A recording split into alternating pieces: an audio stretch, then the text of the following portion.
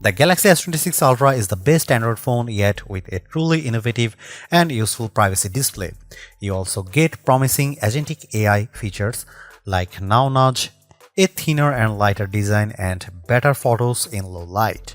But the camera bump is a bit much, and there is still no silicon carbon battery. Here is the pros and cons in my full review. The Galaxy S26 Ultra is supposed to herald the age of agentic AI phones, but that doesn't mean much to the average person wondering if it's the best phone they can buy or if they should upgrade. The gist is that the AI inside this flagship should now be able to anticipate your needs better and help get stuff done for you.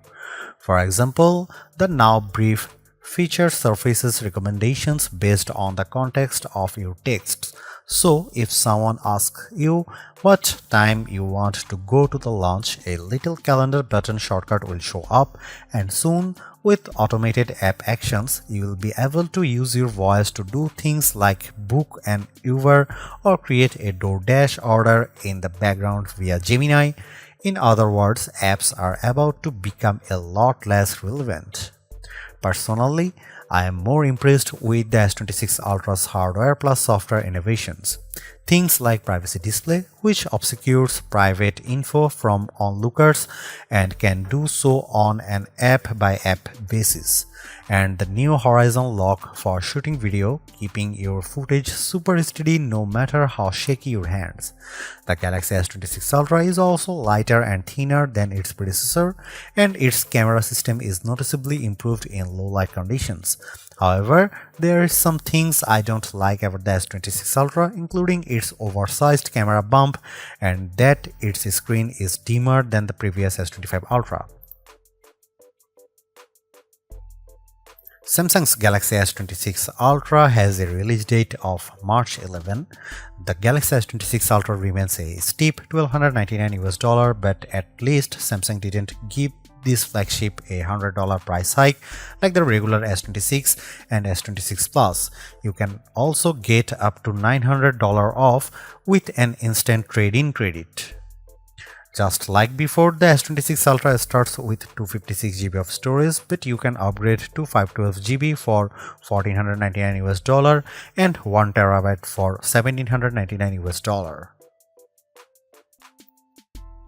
In our previous iPhone 17 Pro Max vs Galaxy S25 Ultra camera shootout, Samsung lost points for mediocre low-light performance, but Samsung is firing back with a wider aperture on its main 200-megapixel camera and 50-megapixel telephoto lens. The result should be up to 47% and 37% brighter images through these two cameras. So I put that to set the test in a series of shots with the Galaxy S25 Ultra and Apple's flagship. Check out this zoom shot of Clock Tower. The Galaxy S26 Ultra image is noticeably clearer, while the S25 Ultra shot is fuzzy and chock full of noise. So, how about colors? In this shot of tinted daisies, I prefer the brighter image from the iPhone 17 Pro Max, but the Galaxy S26 Ultra delivers a bit more detail in the petals and more contrast, so it comes down to personal preference. The S26 Ultra fared better indoors too. In this nearly dark room, it shot a brighter image of these decorative flowers and vase. You can make out more detail in the petals and the lamp in the background. The iPhone 17 Pro Max captures an even brighter shot too. Here are some camera samples of the Galaxy S26 Ultra.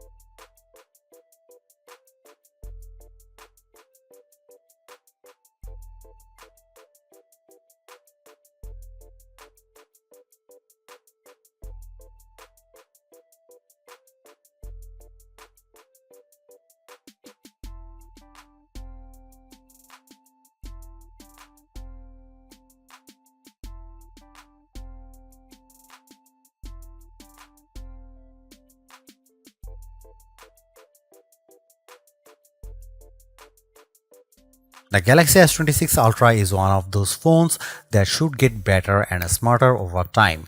The agentic AI features are good now but should become more useful as the phone gets to know your patterns. And automated app actions seem to have a lot of potential, assuming the integration with Uber, DoorDash and other apps works as promised.